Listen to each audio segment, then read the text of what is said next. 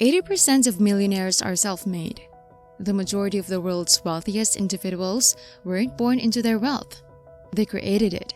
And part of this is down to the compounding of the daily habits that they've done for years. After understanding what some of these tried and tested habits are and applying these habits to my own life, I've tripled my income. I'm more productive, and I'm no longer wasting my time or energy on the wrong things. So, in this video, I thought it'd be interesting to share with you what these habits are and how you can apply them to your own life. Let's get into it. Number 1, great minds. Show me your friends and I will show you your future. Great minds. There are different variations of this code, and I wanted to understand if there was evidence to back this up. And I came across a few studies as I was reading about it, which shows that if a friend of yours becomes obese, you are 45% more likely to gain weight over the next 2 to 4 years. More surprisingly, however, is that if a friend of your friend becomes obese, your likelihood of gaining weight increases by about 20%. So even if you don't know that friend of a friend, it will still have an impact on you, and that effect continues. The same, in the study, was found for smoking and for happiness. You are more likely to be happy if your friend is happy. While the researchers looked for a variety of explanations for this, the most likely one appeared to be norms. If your friend is obese or a friend of a friend is obese, that changes your perception of what is an acceptable body size, and your behavior changes accordingly. So your friends really are your future. And the implication is that you don't just need to be deliberate about who you're spending the most time with. You also need to be mindful of your entire network and its influence on your life.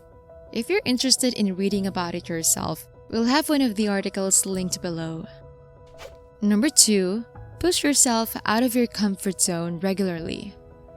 Have you ever been in a situation at work or some social setting where you had to put yourself out there? I have many times. I remember the first time I started making content was one of the most challenging things I had to put myself through. I was absolutely terrified when I made my first recording. I had a million things running through my head and it got worse before it got better.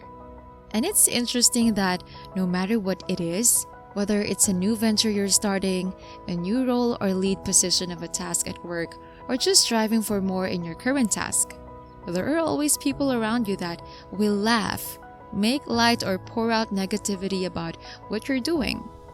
It was no different when I started my recordings, and at the time, it made it that much harder to keep showing up and pressing upload week after week, knowing that there was more to come and I was opening myself up to more and more criticism.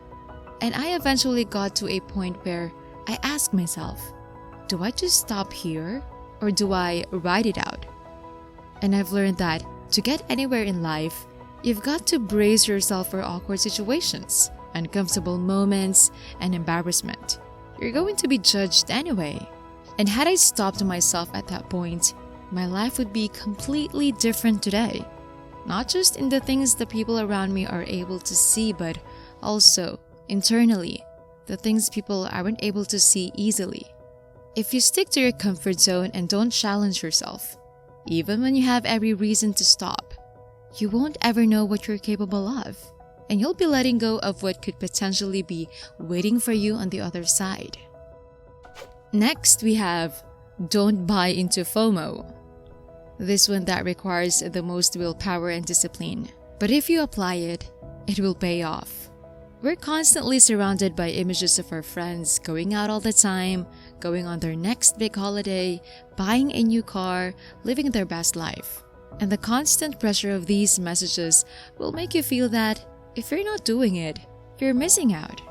But if you constantly let yourself cave into these temporary moments, you may be sacrificing what you could potentially make from the rest of your life. You'll be sacrificing time that you can spend working on yourself or working on your side hustle. There is a quote in the book Think and Grow Rich by Napoleon Hill, which states that the starting point of all achievements is desire. weak desires bring weak results, just as a small fire makes a small amount of heat. Through this, he suggests that the intensity of our desires directly correlates with the results we get. Weak desires, weak results, whereas strong burning desires can pave the way for stronger, bigger things in life. It's fine to cave into living your best life every now and then, but what I find difficult to hear sometimes is when the no-hustle culture is heavily promoted by people who are at the top of their game. Now that they've made it big, they can afford a team and delegate their work, and they can achieve the so-called balance. But they once had that strong burning desire and made sacrifices during their climb that they don't talk about as much. One big tip I've learned is that the best way to not let FOMO get the best of you is to find meaning in what you're doing and know that it's part of a bigger picture that you're creating for yourself. And now, every time I feel like FOMO is taking over and getting the best of me, I remind myself why I'm doing what I'm doing, and that the strong desire and all the small sacrifices that I make now will be all worth it in the end. Next, we have the Millionaire Pyramid. Whenever I'm at a door that doesn't seem to be opening up for me, I think about the pyramid perspective mindset, and it's understanding that the journey's difficulty is inversely proportional to the number of people who will reach the top. As you climb higher, the pyramid gets narrower, and when difficulties show up, it's easy for the majority of people to give up. Essentially, the crowd will get thinner and thinner towards the next level. And the harder the journey, the higher up you get, the harder the challenges you face, but the fewer people there are to compete with. And so, the rewards are bigger. Hurdles are part of the journey to the top. Everyone who's growing is going to fail at some point. And if you don't fail, you're not growing. But what you do after failing is what differentiates the successful people from the rest. So now, I like to remind myself that when things get tough, it's just a sign that I am on the right path. Focus on solutions, not problems. One habit that has been an absolute game changer in my life is focusing on the solutions and not the problems. What I've observed, especially among successful individuals, is this unshakable belief that every puzzle or every problem that comes up has a solution, that everything, no matter how daunting it is, can be figured out. They ask themselves, how can I make this work for me? Whereas everyone else will focus on all the reasons why it won't work out. Every excuse they can think of. It will be standing in the way of them getting to that thing. Worries are like sheep. They seem to flock together.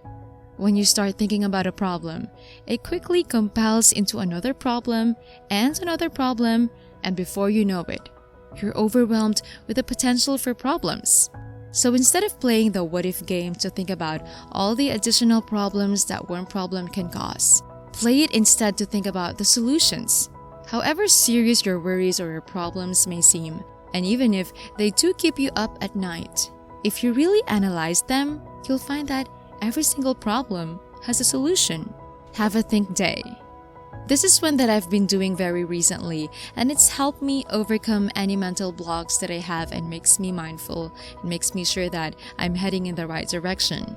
In the 80s, Bill Gates, who founded Microsoft, began this annual tradition, but instead of a day, he would do it for a week. He would seclude himself in a remote location and shut off all of his communication. He'd spend an entire week dedicated to reading, learning, and thinking. This approach then became a key part of his life and his process. And he said, "Think Week is a time when I can be creative and push my own thinking. It's a time to step outside the day-to-day demands of my job and really focus on the big picture." I haven't been able to commit to a whole week, but I have started doing think days at least once a month. I just step away from all my work, everything, my phone, my laptop, and I'd secure myself mentally. I'll spend an entire day reading, journaling, thinking, learning something new. And when you do this, you give yourself space to really zoom out and take a high-level view on your life and the bigger picture and the direction that you're going in. Sometimes, we're so caught up in the grind and working hard that we never really take a step back and say, Where am I going and how can I get there more efficiently? So this is one that I would highly recommend if you're able to. So those are a few things that I've been doing and it's changed my life. I'm in a completely different position today than I was 1 year ago. And I attribute a lot of that to the habits that I mentioned in this video. Anyway, thank you for watching. Don't forget to subscribe if you haven't already. And remember, financial freedom starts with an adaptable mindset. See you in the next video. Cheers!